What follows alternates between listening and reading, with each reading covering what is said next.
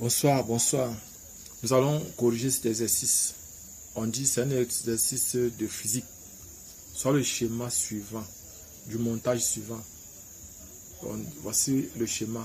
Donc ici on a un circuit RLC en série. RLC série. On demande d'expliquer chaque élément du schéma et justifier l'utilisation du générateur basse fréquence d'un oscilloscope plutôt bicourbe. Quelles sont les tensions qui seront visualisées sur un oscilloscope? Et puis maintenant, quatrième question, si l'origine des phases est sur l'intensité, déterminer la tension aux bornes du GBF, les tensions UR et UL et UC. Si l'origine des phases est sur la tension, déterminer la tension aux bornes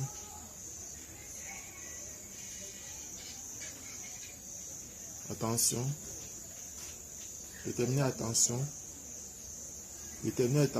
aux bornes du générateur basse fréquence, les tensions UR et UL et UC. Nous allons directement commencer. Solution.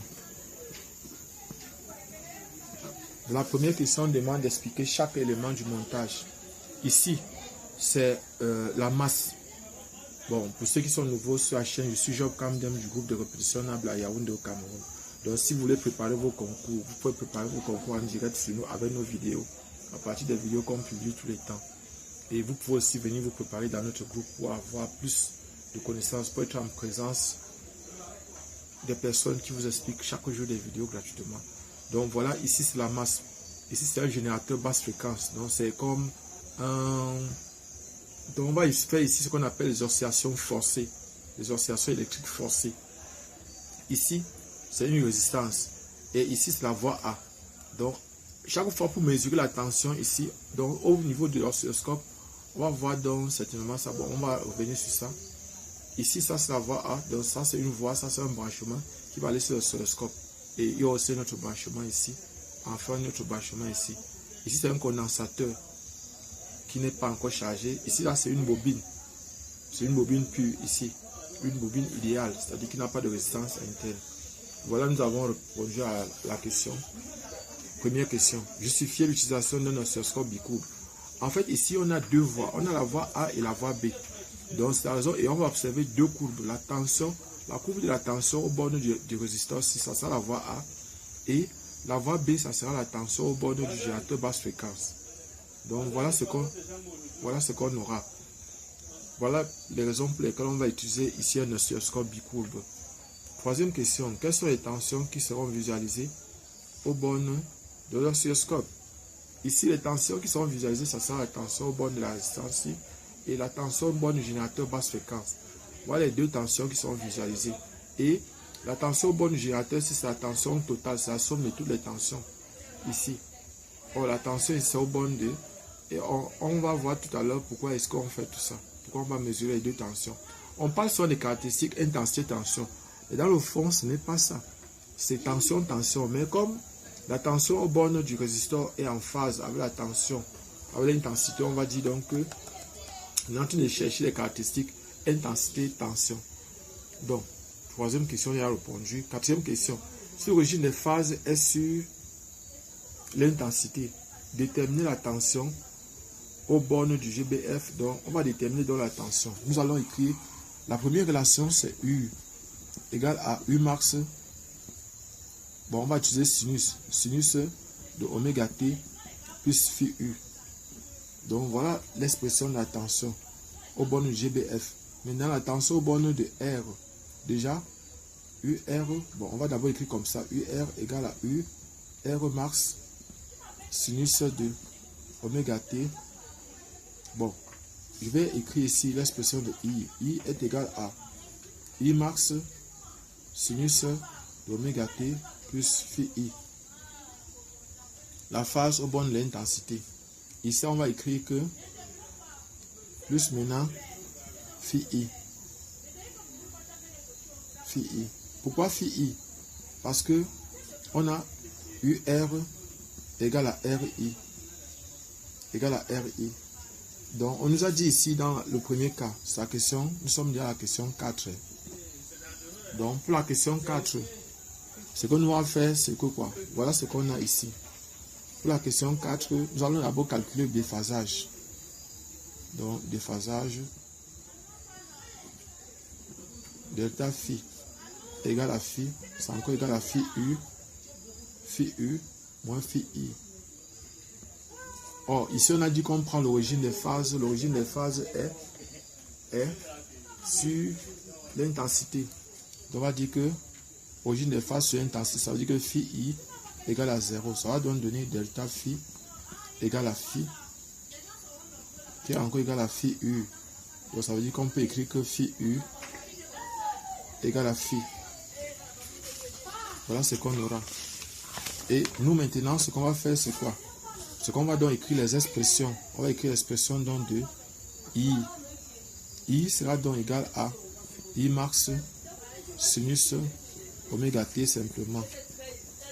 Et puis maintenant, U sera donc égal à U max sinus de oméga t plus phi.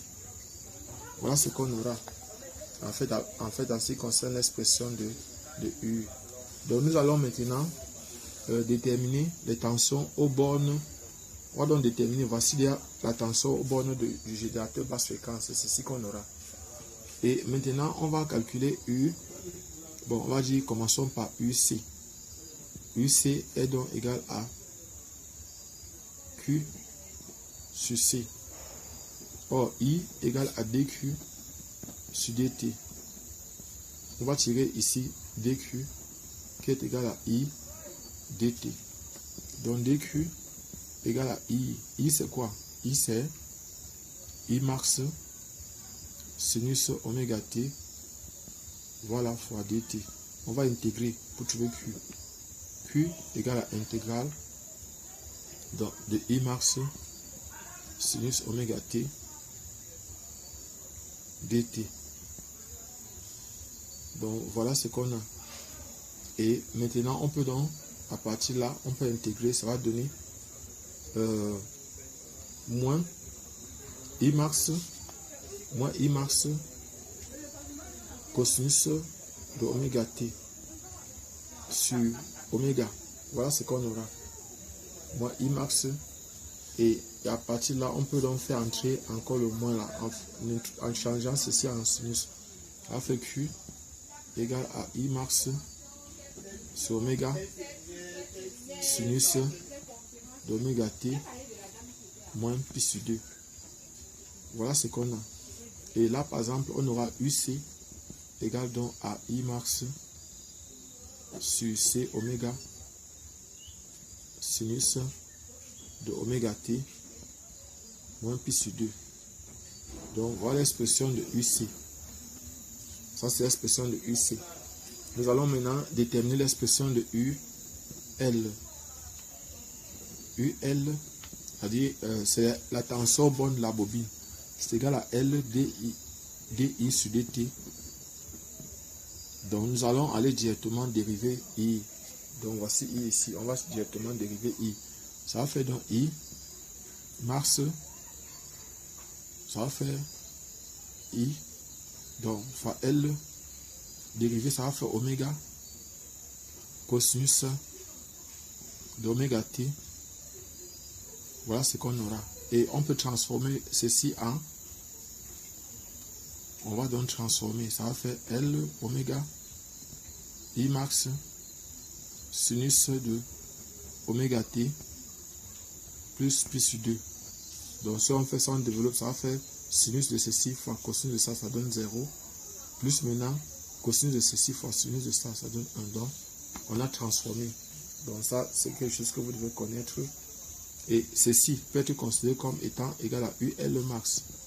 Donc ça, c'est UL max fois sinus de oméga t plus pi sur 2. Donc voilà ce qu'on a. C'est-à-dire qu'on va écrire ici que UL est donc égal à L oméga I max sinus de oméga t plus pi sur 2. Donc voilà l'expression de UL. Il reste maintenant UR. UR sera simplement égal à UR égal à RI. Et encore égal à RI max sinus d'oméga T.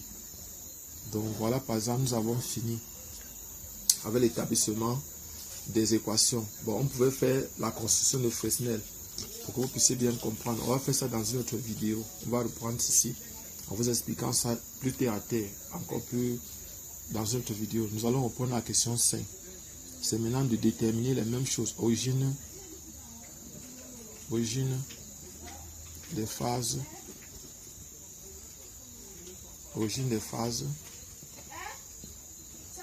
sur la tension. Sur la tension. Donc on va calculer donc le déphasage qui est égal à phi U moins phi I. Or phi U égale à 0 parce qu'on prend l'origine des phases ici sur la tension. Donc si on a ça, on aura par exemple ici. Donc ici c'est encore égal à phi. On aura ici donc phi I égale à moins phi. Et là par exemple on aura donc I égale à I max sinus de oméga T moins phi. Et on aura aussi ici U, c'est-à-dire la tension au borne GBF égale à U max sinus de oméga T simplement. Voilà ce qu'on aura en ce qui concerne la tension au borne GBF du générateur basse fréquence. Nous allons donc déterminer maintenant toutes les tensions. On va simplement venir compléter. Ici, on aura donc ici UC égale à I max sur C oméga. On va aller une fois sinus de oméga T. On va seulement ajouter moins phi. Moins pi sur 2. Moins phi. Donc voilà ce qu'on aura. Et on aura aussi U, L égale à L oméga I max sinus de oméga T moins phi plus pi sur 2. Voilà ce qu'on aura en fait en ce qui concerne la bobine. Et il nous reste donc une expression, c'est U R qui sera donc simplement égal à RI I max sinus de oméga T moins phi. Donc voilà, attention aux bornes de résistance. Donc voilà par exemple, et là par exemple, tout ce qui nous reste à faire, c'est de faire donc la construction de Fresnel. Et en ce qui concerne, il nous reste à faire les constructions de Fresnel. Construction de Fresnel. Et pour faire les constructions de Fresnel, ce qu'il faut savoir, c'est que on aura chaque fois 3 cas. On aura 3 cas. On aura le cas où le circuit inductif, on aura ici UL sera supérieur à UC. Circuit capacitif,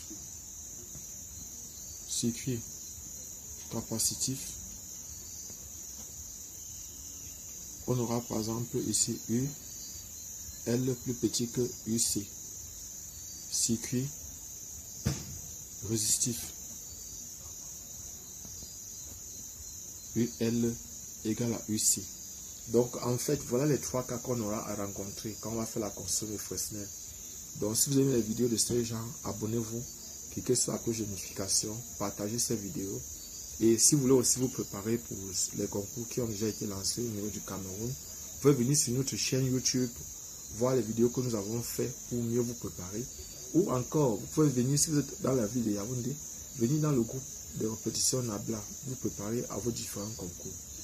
Ici Job Camden du groupe de répétition Nabla. Merci de partager cette vidéo. Merci.